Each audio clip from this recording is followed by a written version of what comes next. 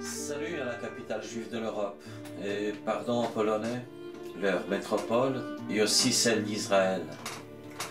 Albert Londres commence par ces mots sa description de Varsovie en 1925 dans son livre « Les Juifs errants est arrivé ».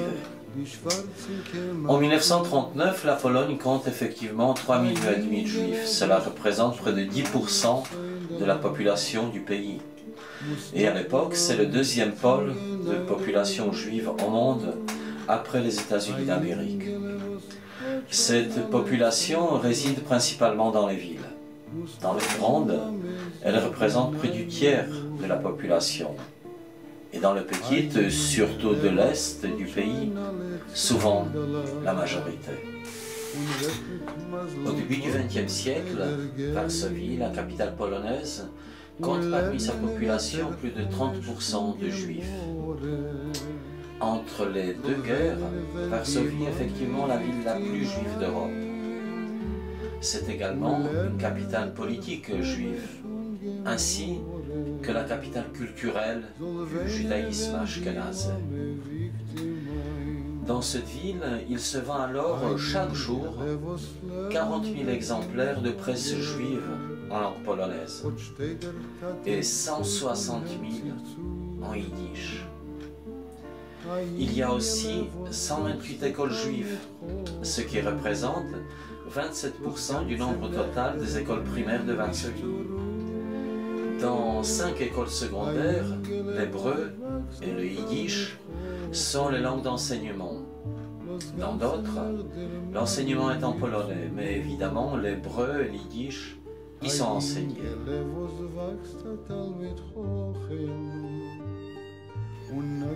Les Juifs de Varsovie habitent principalement le quartier nord de la ville, Muranów, Powązki, rue Leszna, Grzebowa.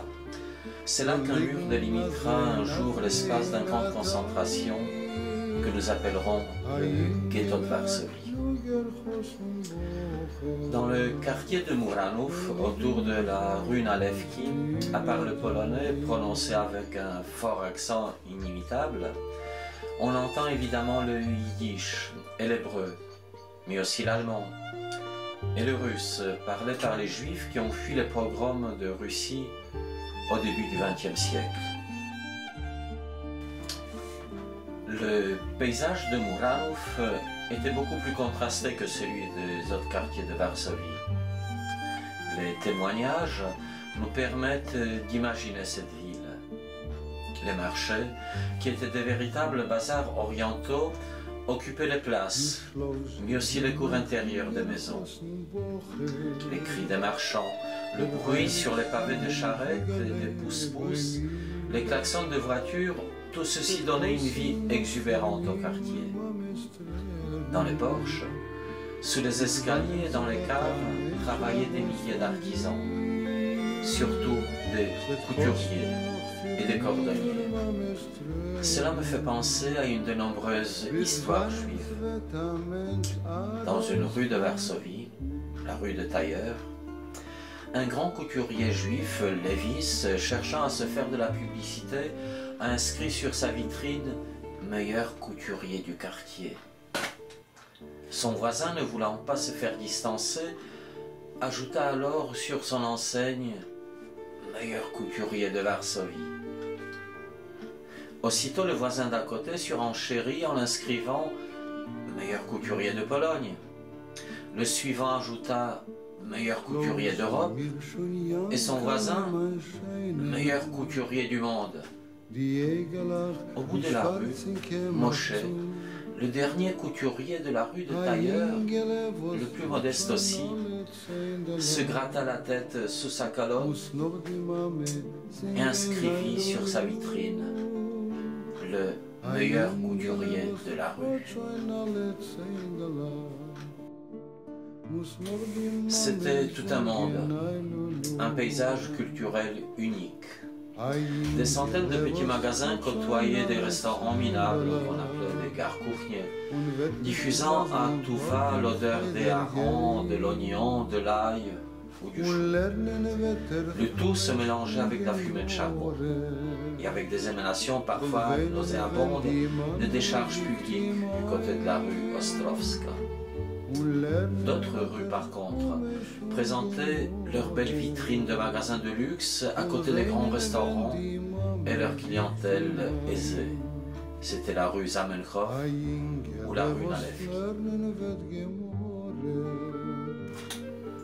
En 1929, l'éminent journaliste Albert Londres, déjà évoqué, décrit de la manière suivante sa visite à Varsovie.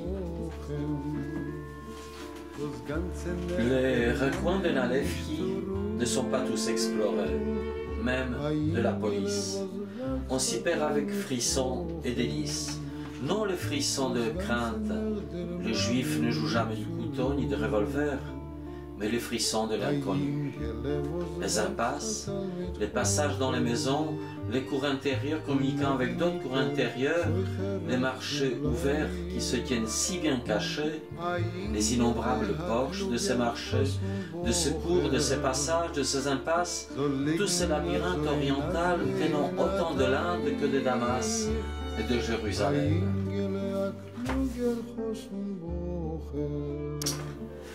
Le nom du quartier vient d'un palais construit au XVIIe siècle par un architecte italien, Giuseppe Bellotto. Il le baptisa Murano, en souvenir d'un quartier de Venise. Ironie du sort, car c'est justement là, à Venise, qu'apparaît pour la première fois le mot ghetto, en 1516, pour désigner une zone d'habitation réservée aux Juifs. Durant la Seconde Guerre mondiale, le quartier de Muranów sera transformé en ghetto de Varsovie, tristement célèbre. Quelle surprenante coïncidence! Vous voyez derrière moi la grande synagogue de Varsovie. Elle sera dynamitée par les Allemands à la fin de l'insurrection du ghetto de Varsovie en 1943. Si vous souhaitez découvrir cet autre monde, riche et vivant, mais malheureusement disparu de l'Atlantide, plongez-vous dans mon livre, Les clés pour comprendre la Pologne et les Juifs, et venez avec l'association Franco-Polo et avec moi en Pologne, pour découvrir sur place cette histoire et cette réalité. À bientôt.